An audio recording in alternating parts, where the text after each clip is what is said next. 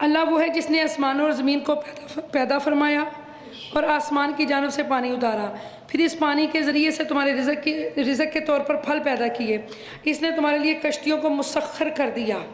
تاکہ اس کے حکم سے سمندر میں چلتی رہیں، اور اس نے تمہارے لیے دریاؤں کو بھی مسخر کر دیا۔ اور اس نے تمہارے فائدے کے لیے سورج اور چاند کو باقاعدہ ایک نظام کا مطیع بنا دیا، نظام شمسی،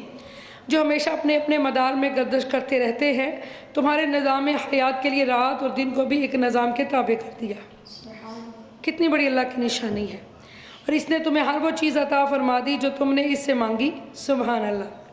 اللہ اللہ اللہ، ہر وہ چیز دے دی جو تم نے اس سے مانگی۔ کون سی کمی ہے؟ ہر چیز آپ کے پاس، پھر بھی نہ شکریہ۔ اور اگر تم اللہ کی نعمتوں کو شمار کرنا چاہو تو پورا شمار نہ کر سکو گے۔ وَإِن تَعُدُّوا نِعْمَتَ اللَّهِ لَا تُحْصُوهَا، کہ اگر اللہ کی نعمتوں کو گنو تو گن نہیں سکتے۔ بے شک انسان بڑا ہی ظالم، بڑا ہی ناشکر گزار ہے۔ اور یعنی جو چیزیں ملی ہیں ان کو دیکھو نا، جو نہیں ملا اس کو کیوں دیکھ رہے؟ کھاؤ پیو، اللہ کا شکر ادا کرو۔ اور یاد کیجئے جب ابراہیم نے عرض کیا ہے میرے رب اس شہر مکہ کو جائے امن بنا دے، دعا کی آپ نے، اور مجھے میرے بچوں کو اس بات سے بچا لے کہ ہم بتوں کی پرستش کریں۔ اے میرے رب، ان بتوں نے بہت سے لوگوں کو گمراہ کر ڈالا ہے، بس جس نے میری پیروی کی وہ تو میرا ہوگا، اور جس نے میری نافرمانی کی تو بے شک تو بڑا بخشنے والا نہایت مہربان ہے۔ اے ہمارے رب، بے شک میں نے اپنی اولاد اسماعیل کو مکہ کی بے آب و گیا وادی میں تیرے حرمت والے گھر کے پاس بسا دیا ہے۔ اے ہمارے رب، تاکہ وہ نماز قائم رکھے، پس تو لوگوں کے دلوں کو ایسا کر دے کہ وہ شوق محبت کے ساتھ ان کی طرف مائل رہیں۔ سبحان اللہ، حج عمرے کا انہیں شوق رہے، حج عمرے کے لیے آتے رہیں، اور انہیں ہر طرح کے پھلوں کا رزق عطا فرما تاکہ وہ شکر بجا لاتے رہے۔ اور بیبیاں ہر وقت یہ کہتی رہیں، کیا کہتی رہے؟ میں بھی عمر تے جاواں اللہ کرے، میں بھی عمر تے جاواں اللہ کرے، سارے منگو دعاواں اللہ کرے۔ یہ جو ہر بندہ یہ کہتا ہے نا کہ میں عمرے تے جاواں، یہ ابراہیم علیہ السلام دی دعا ہے۔ میں بھی عمرے تے جاواں اللہ کرے، سارے منگو دعاواں اللہ کرے۔ اور یہ والا جو شعر ہے یہ میں نے خود سے یہ لکھا ہے، امید اچھا لگے گا۔ انشاءاللہ شہر مدینے جاواں گے، انشاءاللہ شہر مدینے جاواں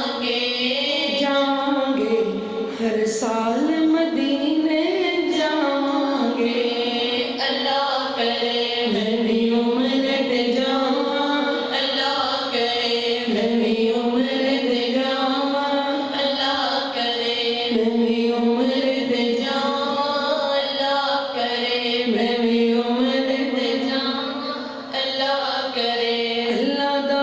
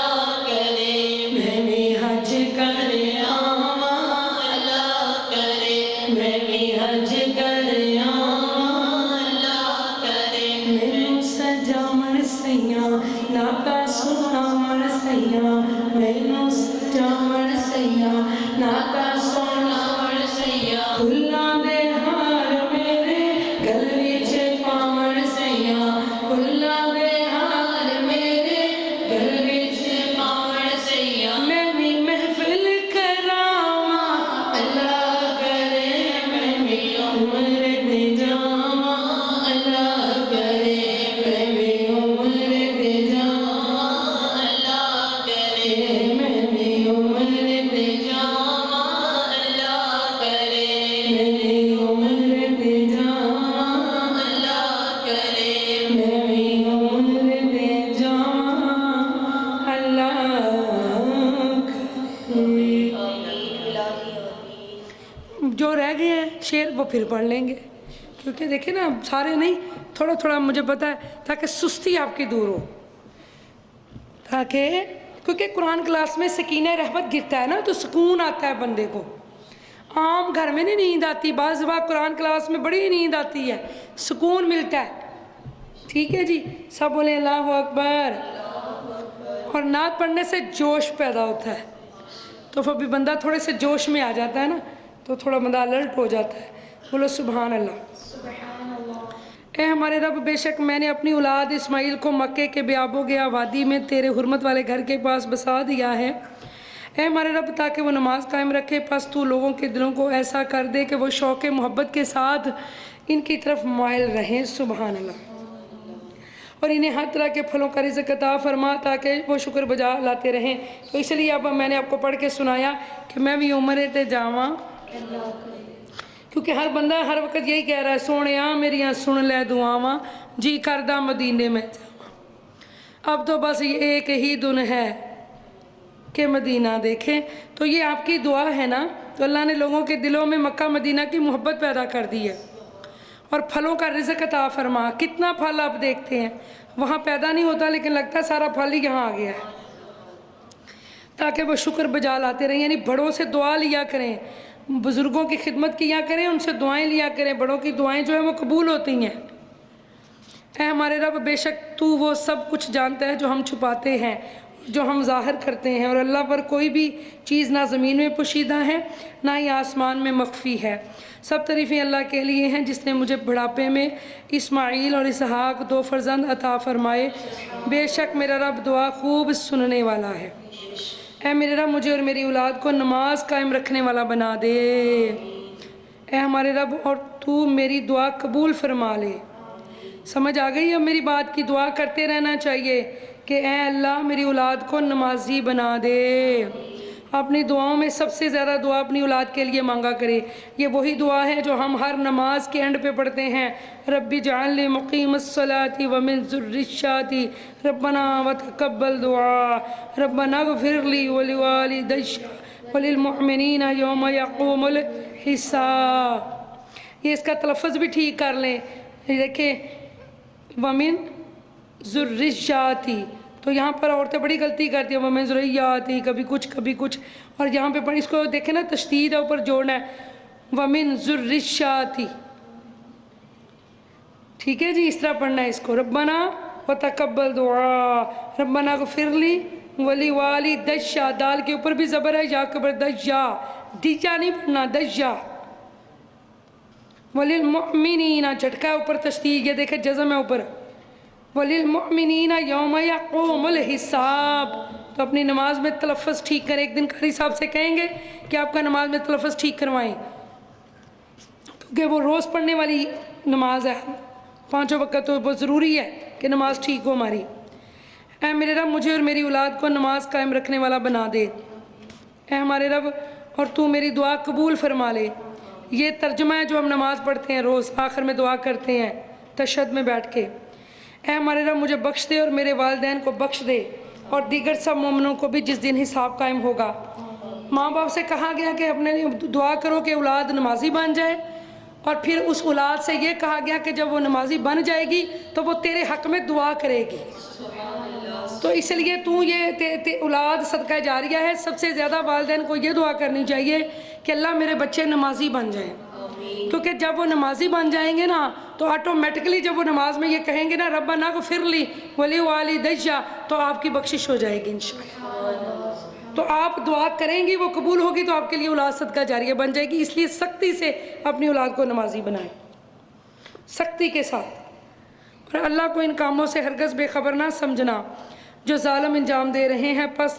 وہ تو ان ظالموں کو فقط اس دن کے لیے مہلت دے رہا ہے جس میں خوف کی مارے آنکھیں پھٹی رہ جائیں گی۔ اللہ استغفر اللہ۔ وہ لوگ میدان حشر کی طرف اپنے سر اوپر اٹھائے دوڑتے جا رہے ہوں گے۔ میدان حشر کہاں ہوگا؟ میدان عرفات میں، جہاں حج ہوتا ہے 9 ذو الحج کو۔ وہ لوگ میدان حشر کی طرف اپنے سر اوپر اٹھائے دوڑتے جا رہے ہوں گے، اس حال میں کہ ان کی پلکیں بھی نہ جھپکتی ہوں گی اور ان کے دل سخت سے خالی رہے ہوں گے۔ اور آپ لوگوں کو اس دن سے ڈرائیں جب ان پر عذاب آ پہنچے گا